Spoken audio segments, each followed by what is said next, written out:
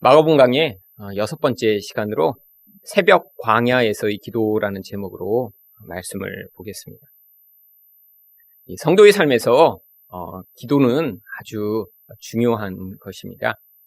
사실 성도의 삶을 요약한다면 기도하고 말씀을 듣는 삶이라고 할 수 있겠죠.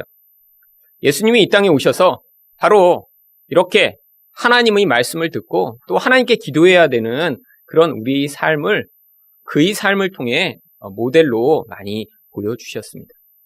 예수님은 하나님과 함께 계시는 분이셨기 때문에 일부러 이렇게 시간을 내서 기도하시거나 또한 하나님의 음성을 늘 들으실 수 있기 때문에 따로 말씀을 묵상하실 필요가 없는데도 불구하고 말씀을 찾아 읽으시며 또한 하나님 앞에 기도하는 모습을 여러 번 보여주시므로 이렇게 우리들이 영적인 삶을 살아가는 데 있어서 가장 모델적인 그런 모습을 우리에게 보여주신 것입니다.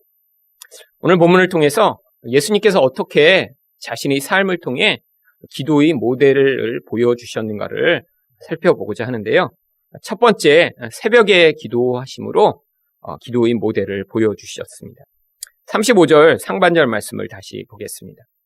새벽 아직도 밝기 전에 예수께서 일어나 나가셨다라고 성경이 이야기합니다. 여기에서 물론 예수님이 이렇게 새벽 기도를 하신 것처럼 이야기하지만 이 성경에서 이 새벽이라고 하는 단어는요 단순히 시간적으로 아주 이른 시간만을 의미하는 것이 아니라 영적으로 아주 중요한 의미를 가지고 있습니다. 이 새벽이라고 하는 이 단어가 헬라어로는 프로이라고 하는 단어를 쓰는데요. 구약 성경에서는 이 단어가 보케르라고 하는 단어를 번역한 것입니다. 근데 이 새벽이 단순히 이렇게 우리가 이야기하는 그냥 새벽만을 이야기하는 게 아니라 아주 이른 아침을 이야기해요. 아직 동이 트기 전에 깜깜한 그런 시간. 지금으로 치면 이제 아침에 7시나 거의 돼야 해가 떠오르는데요. 한 4, 5시쯤 돼서 아직 정말 가장 어두움이 깊은 그때. 그런데 이 헬라어를 번역한 히브리어 이 보케르라고 하는 이 새벽이라고 하는 단어는요. 원래 히브리어 찾다라고 하는 뜻을 가진 바카르라고 하는 히브리어에서 나온 단어입니다. 동사로는 바카르, 찾는다 이런 원래 의미를 가지고 있는데 그게 이제 명사형으로 바뀌면서 보케르라고 하는 아침 일찍 이런 새벽이라고 하는 뜻을 가지게 된 거예요. 왜냐하면 이 새벽이라고 하는 그 의미 가운데 아무것도 없는 깜깜한 상황 가운데 빛을 찾는다라고 하는 그런 의미가 담겨 있기 때문입니다. 여러분, 그래서 이 새벽이라고 하는 단어는요, 무엇인가를 아주 간절히 열망하고 찾을 때 그런 상태를 이야기하는 그런 단어예요. 그래서 성경에서요, 바로 이런 찾는다라고 하는 표현이 히브리어로 바카르라고 말씀을 드렸는데 이 단어가 하나님 백성들이 하나님을 찾을 때의 그런 태도를 의미할 때 자주 사용합니다. 그런데 특별히 그렇게 하나님을 찾는 시간을 성경은 새벽 혹은 아침 같은 뜻이거든요. 이때라고 특별히 이야기를 합니다. 시편 5편 3절 말씀을 보시면요. 여호와여 아침에, 여기가 바로 아침이 보케르 새벽이라는 뜻입니다. 주께서 나의 소리를 들으시리니 아침에 내가 주께 기도하고 바라리이다. 하나님을 찾는데 특별히 이런 아침 시간에 찾는데 새벽 시간에 하나님을 찾는데 그러니까 이 새벽이라고 하는 시간은요. 하나님 백성이 하나님을 찾는 시간입니다. 하나님을 어떻게 찾을 수 있죠? 기도하는 것으로 하나님을 찾는 것이죠. 또한요. 시편 88편 13절을 보시면 여호와여 오직 내가 주께 부르짖었사오니 아침에 나의 기도가 주의 앞에 이르리이다. 기도는 꼭 아침에만 하는 것은 아닙니다. 그럼에도 불구하고 성경이 일부러 이런 이른 새벽에 이렇게 하나님께 기도할 때 하나님을 만날 수 있다라고 이야기하는 거예요. 바로 이렇게 하나님을 찾는 그런 특별한 시간의 의미로 이 새벽이라고 하는 단어를 사용하고 있기 때문입니다. 하나님 백성에게는 이렇게 하나님을 찾을 그런 때가 있다는 거예요. 근데 그때가 어떤 때입니까? 어두움이 깊을 때요. 하나님이 보이지 않을 때요. 바로 그렇게 주어진 그 시간이 우리에게 새벽이라고 하는 것이죠. 그런데 하나님을 이렇게 새벽에 찾으면요. 또 신기하게 하나님이 새벽에 만나 주십니다. 그래서 이사야 50장 4절을 보시면 주 여호와께서 학자들의 혀를 내게 주사 나로 곤고한 자를 말로 어떻게 도와줄 줄을 알게 하시고 아침마다 깨우치시되 나의 귀를 깨우치사 학자같이 알아듣게 하시도다. 여기 있는 이 학자라고 하는 말은요, 지금 우리가 얘기하는 영어로 스칼러라고 이제 쓰는 그런 이제 학문을 많이 한 사람을 이야기하는 게 아니라 배우는 사람을 한자로 이제 학자라고 여기 이렇게 번역하고 있는 것입니다. 사실 학생이에요, 학생. 이사야가 뭐라고 이야기합니까? 아침마다 자기를 깨우셔서 자기에게 말씀을 가르쳐 달라고 하나님께 요청해요. 결국 여기 있는 이 아침, 이 보케르의 시간이 어떤 시간이에요? 하나님이 우리를 만나서 우리에게 말씀을 가르쳐 주시는 특별한 시간인 거예요. 이 새벽이라는 시간에 하나님 백성만 하나님을 찾는 게 아니라요, 하나님도 그의 백성을 찾으셔서 그에게 말씀해 주시는 그런 특별한 시간이라는 거죠. 그래서 시편 143편 8절에 보시면 아침에 나로 하여금 주의 인자한 말씀을 듣게 하소서. 내가 주를 의뢰함이니이다. 내가 다닐 길을 알게 하소서. 내가 내 영혼을 주께 드리미니이다. 시편 기자 또한 바로 이 아침에 하나님의 말씀을 듣게 해달라고 요청합니다. 이 새벽이라는 건요, 그러니까요, 단순히 그냥 시간적으로 이른 아침 시간을 이야기하는 게 아니에요. 하나님 백성에게 주어진 하나님을 찾을 만한 바로 그런 특별한 때. 근데 그렇게 하나님밖에 찾을 수 없는 그 특별한 때에 또한 하나님은 우리를 찾아주시며 거기에서 우리에게 말씀해 주신다는 거예요. 여러분, 그렇기 때문에 예수님이요, 이 새벽에만 기도하신 게 아닙니다. 누가복음 6장 12절에 보시면 이때 예수께서 기도하시러 산으로 가사 밤이 새도록 하나님께 기도하시고, 예수님은요, 새벽뿐 아니라 밤에도 기도하셨고요, 또 하루 종일 하나님께 간구하셨어요. 시간적인 의미만이 아니라는 거예요. 바로 여기 있는 이 새벽의 시간은요, 하나님 백성에게 특별히 주어진 시간입니다.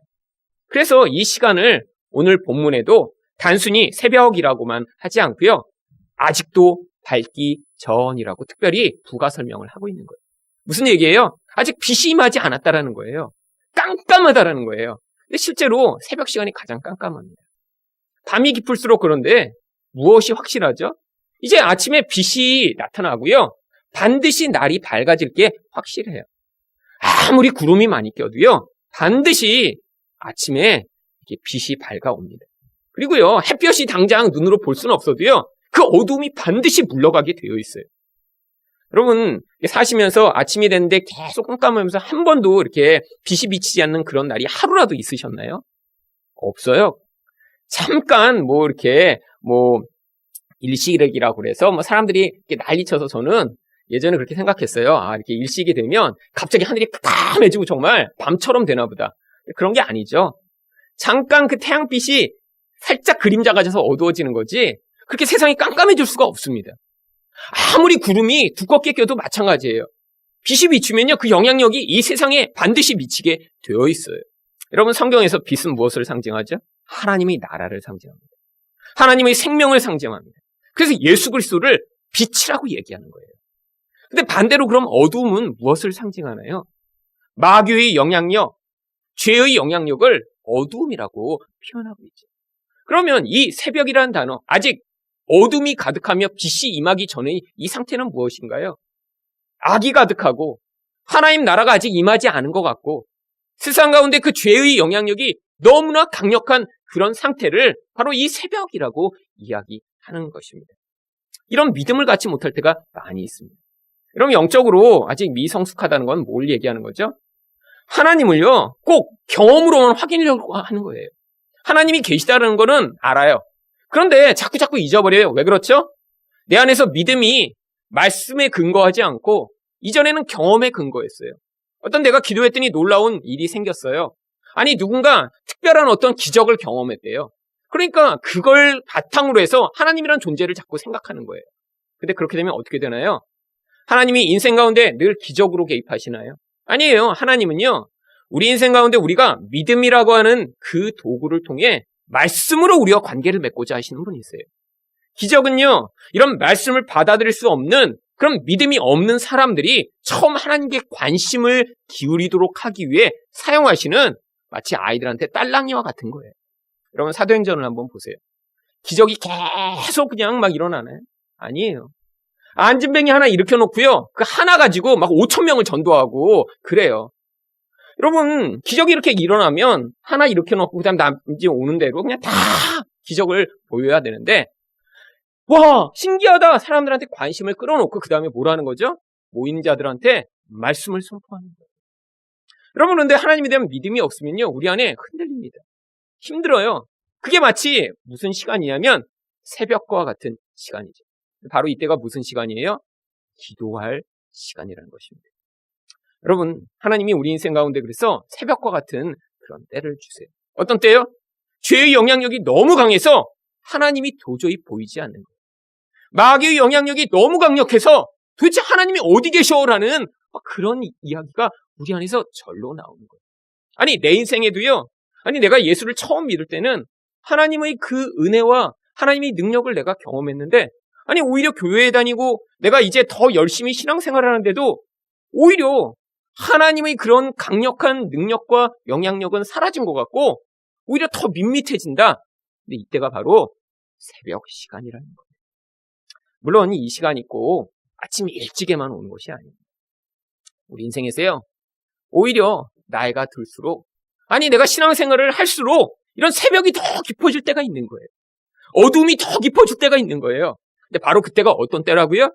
우리가 하나님을 향해 기도하며 나아가 그 어둠을 깨트리시고 마귀의 권세를 이기시고 그 가운데 빛 대신 생명의 능력으로 우리를 구원하실 수 있는 하나님을 만날 바로 그때라고 하는 것입니다. 예수님이 그래서 바로 그 어둠의 때에 하나님 앞에 기도하러 가신 거예요. 여러분, 우리 인생 가운데도 어둠의 때가 그래서 밀려옵니다. 그 어둠의 그런 새벽의 시간을 그래서 많이 경험한 사람은요, 그럼 인생에서 뭘 많이 했겠어요? 기도를 많이 했겠죠. 여기 계신 분들 중에 그래도 내 인생에 내가 기도를 많이 했다. 그때를 한번 돌이켜 보세요. 어떤 시간이었어요? 사실은 가장 어둠이 깊을 때였어요. 도대체 내 주변이 모든 상황이 깜깜하고 힘들고 앞이 보이지 않는 그때에 하나님 백성은 어떻게 할 수밖에 없다고요? 그 하나님을 향해 반응하며 하나님 도와주세요. 하나님 구원해 주세요. 하나님 내 힘 가지고 될 수 없습니다라고 하는 그런 하나님에 대한 자복의 자리, 겸손의 자리, 은혜를 구하는 자리에 서게 되는 바로 기도가 되는 것입니다. 여러분, 그래서 하나님이요, 바로 이 새벽에 기도하심으로 우리가 이런 어둠 가운데도 낙심하지 아니하고 예수 그리스도를 구하는 그런 태도를 갖기를 가르쳐 주신 것입니다. 두 번째로 예수님은 어떤 기도의 모델을 보여주셨나요? 예수님은 광야에서 기도하심으로 모태를 보여주셨습니다. 35절 하반절 말씀을 보겠습니다. 한적한 곳으로 가사 거기서 기도하셨다라고 성경은 이야기합니다. 여기 한적한 곳이라고 이렇게 한글 성경은 번역했는데요. 이 단어는 에레모스라고 하는 광야를 번역한 단어입니다. 다른 곳에서는 다 광야라고 번역했는데 왜 여기만 이렇게 또 특별한 데 가서 기도하신 것처럼 한적한 곳이라고 이렇게 바꾸어 번역을 했는지 이해가 좀 가지 않긴 하지만 사실 이 광야에서 기도하신 거예요. 여러분, 이 광야는요, 구약에서 엄청나게 많이 나온 그런 표현입니다. 그런데 이 광야가 특별히 이런 기도와 관련을 지어서 등장하는 부분들을 살펴보면 어떤 특정한 의미가 있죠. 여러분, 특별히 구약에서 광야는 어떤 곳이죠? 여러분, 위험하고요, 고통스러운 장소가 바로 광야입니다. 신명기 8장 15절 말씀을 보겠습니다. 너를 인도하여 그 광대하고 위험한 광야, 곧 불뱀과 전갈이 있고 물이 없는 간조한 땅을 지나게 하셨습니다. 여러분, 이 광야에 대해서 뭐라고 이야기하죠? 첫 번째는 광대하대요. 무슨 얘기예요? 여러분, 좁으면요, 넓지 않으면요, 그거 쉽게 지나가 버릴 수 있습니다. 아니, 여기서 저 정도 숭실대 정도 되는 그 정도 광야라면 아예 좀 힘들고 어려워도요, 빨리빨리 해갖고 넘어가 버리면 돼요. 그런데요, 광대해요. 인간의 힘으로 못 벗어납니다. 아니, 물리적 거리는 작을지 몰라요. 그런데요, 하나님이 그 안에 넣어놓으시면요, 40년을 거기서 뺑뺑이 돌아야 할 만큼 그렇게 광대한 게 광야라는 거예요.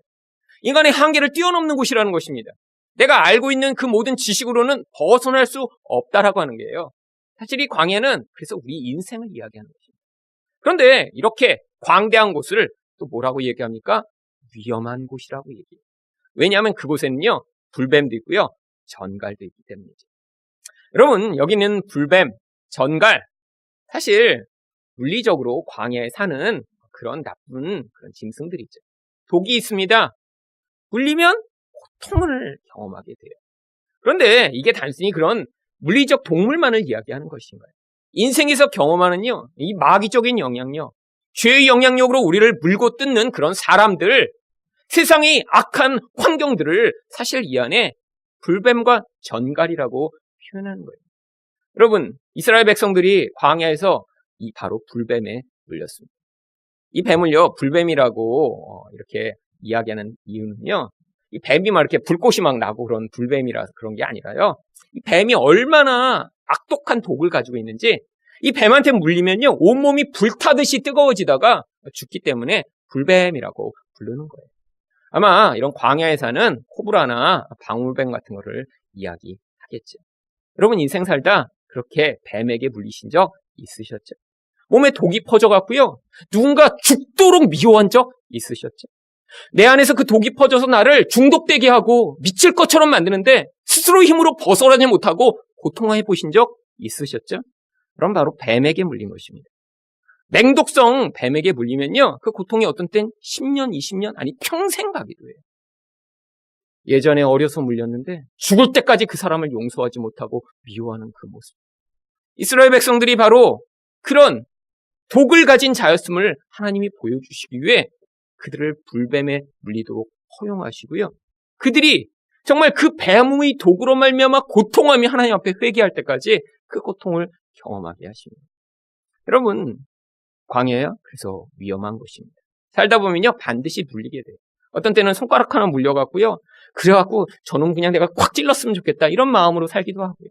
어떤 때 그냥 콱 한쪽이 잘려갖고요, 쩔뚝쩔뚝거리면서 내 인생 이렇게 살아서 뭐하나 이렇게 고통스러운데 자괴감과 열등감에 사로잡히기도 하고요. 사람에게 물리기도 하고요. 돈에 깨물리기도 하고요. 인생 가운데 자주자주 우리는 이런 상처를 받으며 이 광야를 걸어가게 되어 있습니다. 근데 이 광야가 또 어때요? 물이 없고 간조한다는 거예요. 그럼 물이 없다는 건요, 생명이 없다는 거죠. 목말라 갈증에 시달리게 돼요. 세상 사람들이 너무너무 갈증하는 곳이 이 세상입니다. 갈증하니까요, 그 목마름을 해결해보고자 쾌락을 추구하죠. 심지어는요, 도박에 빠지기도 하고요. 중독에 대해 남들이 볼 땐 파괴되는 그런 인생을 살아가면서도 벗어나지 못하는 그 이유는 영적 목마름을 해결하고자 사람들은 다 몸부림치며 살아갑니다. 어떤 사람은 일을 열심히 하고, 어떤 사람은 자기 능력으로 인정을 받고, 어떤 사람은 자기 취미생활로 기쁨을 찾아 이 목마름에서 벗어나고자 몸부림치며 살아가는 이 세상의 삶. 이게 바로 광야라고 하는 것이에요.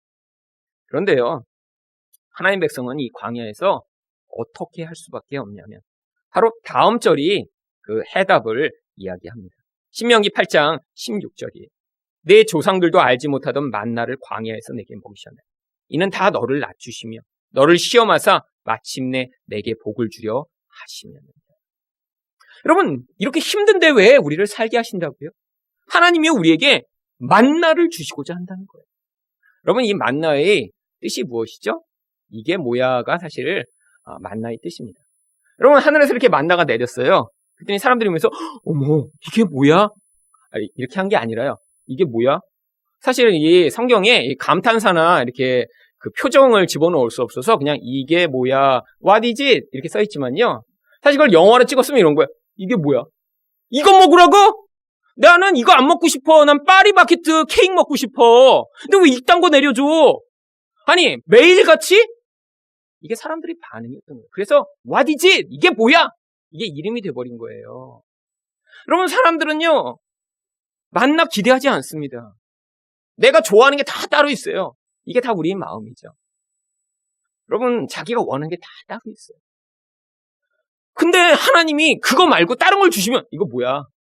이게 뭐야? 난 이거 싫은데요? 이게 광야에서 우리 반응이라는 거예요. 그런데 그걸 안 먹으면요, 죽어요. 이게 우리가 광야에서 결국 낮아지는 과정입니다. 내가 다른 걸 원했어요. 근데 그 다른 건 주시지 않고 만나를 주셨는데 그 만나라도 안 먹으면 죽을 수밖에 없는 이 광야의 상 가운데 결국 우리가 내가 원하는 걸 내려놓고요. 그 만나를 싫어도 먹게 되는 거예요. 여러분, 하나님 말씀 먹는 거 쉽지 않습니다.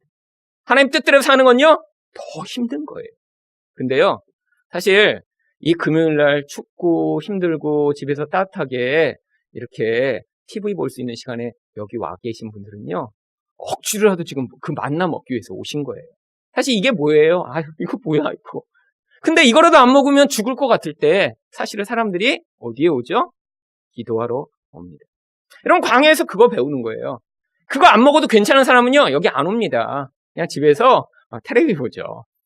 아직 괜찮거든요. 그냥 내가 먹고 있는 걸로 나 살 수 있을 것 같거든요. 여러분, 하지만요, 때가 옵니다. 반드시. 어떤 때요? 내가 지금 광야에 살고 있구나. 내가 이것만으로는 못 살겠구나. 하나님, 나한테 구원을 베풀어 주세요. 은혜를 주세요. 라고 하나님밖에 의존할 수밖에 없는 그 광야의 상황이 인생에서 반드시 닥치게 되어 있습니다. 세상 사람들은 죽을 때까지 그 사실을 부인하고요. 하나님 백성은 반드시 그 광야에서 하나님이 주시는 그 만나를 받아 하나님 제가 이거를 받겠습니다. 먹겠습니다. 라고 고백하는 때가 오는 것입니다. 여러분, 그래서 사실 이 광야라고 하는 단어에 특별한 의미를 가지고 있는 거예요. 여러분, 히브리어로 광야가 미드바르라고 하는 단어를 사실 번역한 것입니다. 이 미드바르가요, 말씀하다라고 하는 다바르라고 하는 히브리어에서 나온 단어입니다. 혹은 디베르, 말씀이라고 하는 단어의 사실 동적어입니다. 그러니까 이 광야가 뭐 하는 장소라고요? 하나님의 말씀을 듣는 장소가 광야라는 거예요. 왜 하필이면 그런데 하나님이 광야에서 하나님 말씀을 듣게 하시나요? 다른 데서는요, 그 하나님의 말씀을 들을 수 없는 게 우리들. 다른 음성을 듣기 훨씬 좋아합니다. 아니, 하나님이 말씀하셔도요, 그거를 내 원함과 틀리기 때문에 받아들이지 않는 게 우리 기본적인 태도예요.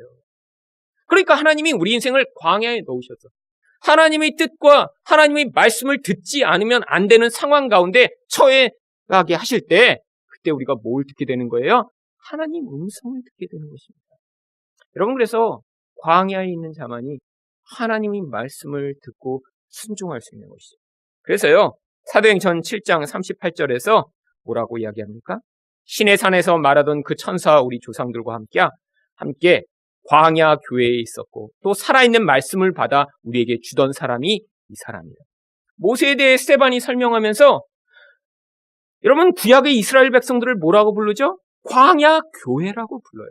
그런데 그들에게 모세를 통해 하나님이 어떻게 하셨다고요? 살아있는 말씀을 주셨대요.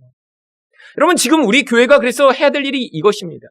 바로 예수 그리스도를 통해 부어지는 그 복음의 말씀을 우리가 들을 때 우리가 그 안에서 정말 살아나고 그 말씀만으로 우리는 이 광야 가운데 생명을 얻게 됨을 경험하는 거예요. 목마름을 그 말씀으로 해결하는 것입니다. 생수되는 예수 그리스도의 그 생명의 능력으로 우리 영혼을 잠잠케 하실 수 있는 그 갈증을 해결해 주시는 예수의 생명만으로 살아가는 법을 배우는 것, 그게 광야에서 우리가 배워야 하는 과정이죠. 여러분, 그래서 광야에서 기도하게 되는 것입니다. 여러분, 이 땅에서 언제 또 기도하실 수 있죠? 사실은 기도라는 건요, 많은 사람들이 기도를 그렇게 이야기하잖아요. 하나님과 대화하는 것이라고. 근데 사람들이 이 의미를 이해하지 못하는 이유가 있습니다. 대부분 기도할 때 뭐 하죠? 그냥 내가 원하는 거 막 얘기해놓고 혹시 말씀하실까봐 그때 딱 끝내고 그냥 바로 나가버려요. 여러분, 그 음성을 들으려고 앉아있으면 내가 말 한 만큼은 최소한 서로 같이 앉아있어야 그게 대화잖아요. 나만 막 얘기한 다음에 나가버리면 그건 대화가 아니죠. 그건 선포죠. 선포. 대부분의 사람들이 어떻게 합니까? 근데 왜 선포만 하고 끝나죠? 아직 들을 준비가 안 돼서 그래요. 하나님은요, 그래서 언제 우리가 들을 수 있도록 하시냐면 우리 인생 가운데 새벽 광야를 만들어내셔서 우리가 그 말씀을 들을 수밖에 없게 만드시는 것입니다. 여러분, 삶에서 들을 준비가 되는 거예요. 우리 인생의 어두움이 깊어져요. 광야에서 예수 그리스도 외에는 의존할 분이 없는 그런 상황이 돼요. 그러면 우리 태도가 이제 하나님 말씀하세요. 내가 원하고 내가 뜻하는 것들을 내려놓고 그 음성을 따라 살겠습니다 라고 하는 그 반응이 거기에서 나타나게 되는 것입니다. 여러분, 인생 전체를 통해 하나님은요, 우리 귀를 지금 뚫고 계세요. 하나님의 음성을 들을 수 있도록, 그리고 그 말씀을 듣고 반응할 수 있도록. 마지막으로 예수님은 어떤 기도의 모델을 보여주셨나요? 바쁜 상황 속에서 기도하심으로 모델을 보여주십니다. 36절과 37절 말씀입니다. 시몬과 및 그와 함께 있는 자들이 예수의 뒤를 따라가 만나서 이르되 모든 사람이 주를 찾나이다. 여러분, 예수님이 기도하시는데 왜 막 따라가서 예수님께 이 말씀을 한 것일까요? 지금 예수님한테 예수님 지금 뭐 하고 계신 거예요? 아니, 이렇게 지금 바쁜데 거기 가서 지금 웬 시간 낭비야, 시간 낭비. 지금 빨리 지금 사람들이 필요를 채워주셔야 되고요. 할 일이 많잖아요. 예수님 지금 다른 일을 해야지 지금 뭐 혼자 거기서 이렇게 시간 보내시면 어떻게 해요? 사실 지금 베드로와 제자들에게는요, 효율성이라고 하는 이 세상의 아주 중요한 가치를 가지고 지금 예수님을 평가하고 있는 것입니다. 근데 그럴 수밖에 없는 게요, 사실 그 바로 앞부분인 32절부터 34절까지 이런 상황이었기 때문이에요. 저물어 해질 때 모든 병자와 귀신 들린 자를 예수께 데려오니 온 동네가 그 문 앞에 모였더라. 예수께서 각종 병이 든 많은 사람을 고치시며 많은 귀신을 내쫓으시되. 지금 난리가 났어요. 막 온 동네 사람들이 다 모였고요. 기적을 경험하고 지금 사람들이 예수님을 환호하고 엄청난 인기가 지금 경험되고 있는 상황입니다. 그러니까 예수님이 지금 거기 가 있는 게 시간 낭비인 거예요. 이 기회를 잡아서요, 거기서 한몫 잡아야 됩니다. 여러분, 이게 바로 우리가 세상에서 살아가는 많은 사람들이 삶의 동인으로 삼고 있는 것이죠. 무엇이요? 바쁜 이유가 무엇인가요? 사람들에게 인기와 영광과 거기서 이익을 얻으려고 할 때 우리 인생에서 사실 그거 굉장히 중요한 목적입니다. 그래서요, 누군가 나에게 이렇게 인기와 환호와 또 인정을 해준다 그러면요, 사람들이 거기요 열심히 달려가죠. 많은 사람들이 살아가는 이유가 사실 여기에 있는 경우가 굉장히 많아요. 만약에 여러분, 이 세상에 이렇게 막 이제 좋은 자동차나 뭐 비싼 이런 뭐 그런 가방이나 이런 게 있잖아요. 근데 누군가 그런 것들을 타고 다니거나 아니면 그런 걸 들어도 아무도 관심을 기울이지 않는다 그러면요, 아마 아무도 안 살 거예요. 여러분, 막 3억 원, 4억 원 되는 이런 자동차 사실 지나가면 다 쳐다봅니다. 저도 쳐다봐요. 시끄러워서. 비싼 차일수록 너무 시끄러워요. 너무. 정말 머리서부터 다 알게 시끄러워요. 근데 모두가 쳐다봅니다. 쳐다보면 그 차를 보는 사람은 어떤 느낌일까요? 야, 그래도 이 비싼 차 모두가 인정해주네. 다 부럽지? 사실 그 마음으로 그 차를 타는 거죠. 근데 아무리 막 그냥 팡팡 밟아도 아무도 안 쳐다봐. 여러분, 무인도에 혼자 살면 이렇게 거기 이렇게 구찌 같은 가방 들고 뭐 이렇게 해변에서 거닐면서 이렇게 폼나지? 여러분, 무인도에 혼자 살면 절대 그런 짓 안 할 거예요. 그냥 천조가리 들고 다니는 게 낫죠. 여러분, 모든 사람들이 그런 거에 집중하는 이유가요, 관심 때문입니다. 남이 안 가진 것 같고 남이 갖고 싶어 하는 거 나만 가지면 사람들이 나에게 관심을 보이거든요. 여러분, 그래서 그렇게 돈 벌고자 애쓴 거고요. 예뻐지고자 몸부림치는 거예요. 여러분, 근데 여기에 문제가 있습니다. 사람들이 요구하는 그 사람들의 욕구에 만족시켜주기 위해 살기 시작하면요, 우리 인생은 끊임없이 방황하게 되어 있는 거예요. 여러분, 사람을 기쁘게 하고자 여러분 인생을 살고자 하시면요, 여러분 인생은 끝이 없습니다. 사람들의 취향은 계속 변하거든요. 여러분, 한때 인기 있고 한때 사랑받는 모습이요, 금방 그 인기가 시들해집니다. 여러분, 그거를 목적으로 살아가는 사람들이 있잖아요. 그들을 우리는 뭐라고 부르죠? 연예인들이라고 부르죠. 여러분, 근데 연예인의 인기가 끝까지 가는 경우 있나요? 몇 년 전에 제가 미국에 있을 때 우리 최진실 씨가 이제 자살을 한 이야기를 제가 성경 공부하고 있는 동안에 들었어요. 그래서 우리 성경 공부하던 팀이 같이 다 놀랐습니다. 그중에 한 명이 중간에 얘기하더라고요. 목사님 아시냐고. 오늘 최진실 자살했다고. 근데 충격이었어요. 사실 이 최진실, 지금은 이제 최진실보다 훨씬 예쁜 이런 정말 판박이들이 이제 공장에서 많이 나오니까 이제 그렇지만 옛날에는 그렇게 기술이 많이 발전하지 않았고요. 또 정말 텔레비전 틀면 모든 방송에서 우리 최진실 씨가 나왔던 때가 있잖아요. KBS에도 나오고 MBC에도 나오고 SBS에도 나와요. 국민적 배우죠. 또한요, 아주 멋지고 잘생긴 그런 정말 운동선수랑 결혼도 하고요. 돈도 많이 벌었어요. 그런데 그 인생 가운데 불행이 닥쳐오기 시작했습니다. 근데 왜 자살한 줄 아세요? 어떤 여자가 이제 댓글 단 거예요. 아이고, 당신 뭐 인기도 없는데 지금 뭐 이렇게 잘난 척 하냐고 뭐. 그래서 부정적인 댓글을 달았더니, 그게 정말 그때까지 불안감과 두려움에 사로잡혀 있던 거예요. 이렇게 예쁜 여자들이 많이 나오고, 내 인기가 이렇게 지금 떨어지고 있는데, 정말 내가 나중에 아무도 날 사랑해주지 않으면 어떻게 하지? 이런 두려움 가운데 있는데, 누군가 한마디 이렇게 댓글 다니까요, 죽어버린 것입니다. 그 두려움에 사로잡혀서. 여러분, 그게 인생이에요. 여러분, 사람을 기쁘시게 하기 위해 사는 인생, 여러분, 불행한 인생이 되는 것입니다.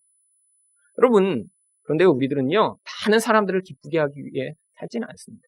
근데 우리 안에요, 다 한 사람, 두 사람이라도 내가 기쁘게 하고 그 이 사랑과 인정을 얻기 위해 몸부림치는 경우가 많아요.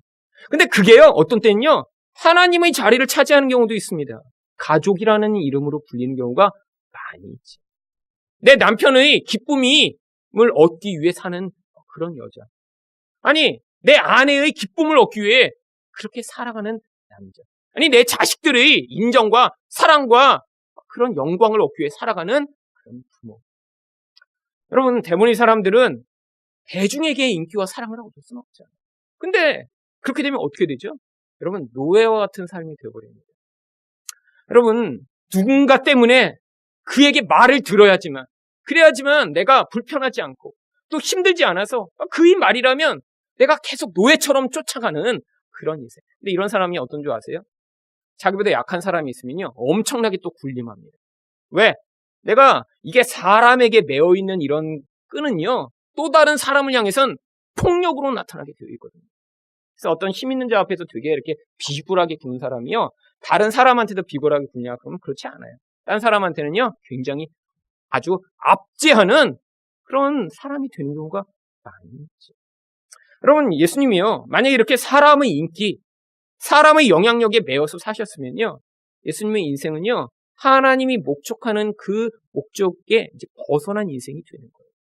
왜죠? 사람들은요, 예수님이 십자가에 달려 죽기를 원하지 않았어요. 사람들은요, 예수님이요, 그들이 왕이 돼서 그들이 식량 문제를 해결해주고, 과거의 다윗 왕국을 회복시켜서 로마를 그들이 나라로부터 쫓아내고 그들을 강성한 나라가 되게 해주는 그런 메시아를 기대했어요. 하나님의 뜻은 그게 아니었습니다.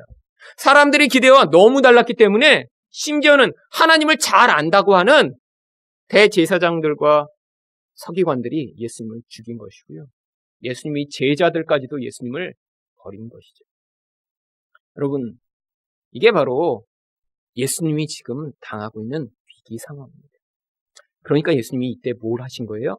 기도를 하신 거예요. 여러분, 기도하시고 나더니 예수님이 어떻게 반응하시죠? 38절과 39절입니다. 이르시되 우리가 다른 가까운 마을들로 가자. 거기서도 전도하리니 내가 이를 위하여 왔노라. 예수님은요, 자기의 삶, 자기의 사역을 통해 하나님 나라가 이 세상에 도래했으며 내가 하나님 나라의 왕으로 왔음을 사람들에게 선포함으로 자신이 메시아임을 보여주시기를 원했어요. 지금 나에게 당장 인기와 영광을 주는 그런 사람들의 필요만이 아니라 하나님의 뜻이 그것에 우선된 거예요. 여러분, 삶에서 이걸 헷갈리는 경우가 많이 있습니다. 내게 당장 필요한 거, 당장 내가 원하는 거, 아니 다른 많은 사람들이 나에게 요구하는 거. 어떤 때 그게 굉장히 좋아 보이고요. 어떤 땐 좋을 수도 있어요. 그런데 때로는요, 하나님의 뜻이 그거와 배치되면요, 그 당장의 필요와 우선순위를 떠나야 하는 것이 하나님의 백성들의 그런 사명입니다. 여러분, 하나님이요, 예수님을 향한 하나님의 뜻과 하나님의 사명이 있으셨어요. 근데 예수님이요, 기도하며 하나님의 뜻에 자신의 인생을 조율하지 않으면요, 당장의 필요와 당장의 급한 것과 내가 당장 눈앞에 보는 것에 매여서 하나님의 뜻과 점점 멀어지셨겠죠. 하지만 예수님은 하나님의 뜻에 계속해서 조율함으로 그 하나님의 사명 가운데 그 인생이 계속 머물 수 있는 그 모델을 우리에게 보여주신 것입니다. 여러분, 우리 인생 얼마나 일상의 그런 많은 일들이 우리 인생을 자꾸 덮고 차지하나요? 얼마나 정말 의미 없는 일들이 우리 인생에 몰려와서 우리를 너무 바쁘게 만듭니다. 하루 종일 바쁘게 살았어요. 힘들게 살았어요. 근데 나중에 남는 게 없어서 얼마나 허무할 때가 많이 있는데. 아니, 내가 열심히 무엇인가를 하고 있다고 했는데 결론이 정말로 하나님이 뜻하고 원하는 그런 결론이 아니라 허무하게 끝나버리는 인생들이 얼마나 많아요. 그게 가정 안에서요. 내 자녀를 키우는데, 아니 어떤 사람을 내가 도와주는데, 아니 내가 하나님 뜻이라고 하나님의 사역을 함에도 불구하고 거기서 하나님의 뜻과 조율하지 않을 때요, 엉뚱한 자리에 서게 될 수 있는 것이 우리 본질이며 또한 우리가 받고 있는 그런 영향력입니다. 여러분, 그래서 기도하는 자리에 서는 거예요. 기도는요, 내가 원하는 것을 하나님께 아뢰서 하나님 이걸 들어주세요 라고 요구하는 그런 자리가 아니에요. 하나님 뜻이 명확하게 우리 인생 가운데 서 있습니다. 물론 세세한 뜻 가운데는요, 이것들을 맞추기 전에 본질적이고 더 중요한 뜻이 있어요. 그 뜻을 내 본질이 따라가고 있으며 그 자리에 서고 있는지 그 본질을 맞추면 세세한 부분은요, 자연스럽게 해결되게 되어 있습니다. 방향성 자체가 달라졌는데 거기에서 그 세세한 것, 하나님의 뜻이 무엇인가 찾아봤자 소용이 없어요. 하나님이요, 그래서 기도하는 자리에서 내 뜻을 자꾸 내려놓게 하시는 거예요. 여러분, 이거 배우는 거 쉽지 않습니다. 기본적으로요, 그래서 사실 이 기도의 본질을 배우지 못하면요, 처음에는 하나님 앞에서 어떻게 해야 될지를 몰라요. 왜요? 평생 내가 원하는 것만 계속 하나님께 아뢰왔죠. 하나님이 진짜 뭘 원하시는지 그 뜻을 내가 따르고자 하는 그런 태도를 보인 적이 없거든요. 하지만요, 그걸 배우시면요, 이제 기도가 훨씬 더 쉬워집니다. 내 욕망을 내려놓는 그 과정을 배우시고 내 뜻을 내려놓고 하나님 뜻을 받아들이는 걸 배우시면요, 기도의 결과가 훨씬 더 은혜로운 하나님의 뜻이 이루어지는 결과임을 보게 되실 거예요. 여러분, 우리 인생은요, 내가 원하는 걸 이루는 인생이 아니에요. 이 기도의 자리를 통해 바로 하나님의 뜻이 이루어지며 하나님의 나라가 세워지며, 그래서 이 땅 가운데 우리 예수 그리스도로 말미암는 그 하나님 나라의 생명이 전파되는 그 통로로 내가 사용되는 것들을 경험하는 그 과정, 그게 바로 기도의 과정이며 우리 영적 성숙의 과정입니다. 여러분 인생 바로 이렇게 새벽 광야에서 바쁜 가운데 하나님의 뜻과 사명을 따라 기도하심을 배우심으로 말미암아 그 가운데 참된 기도를 하시는 여러분이 되시기를 예수 그리스도의 이름으로 축원드립니다.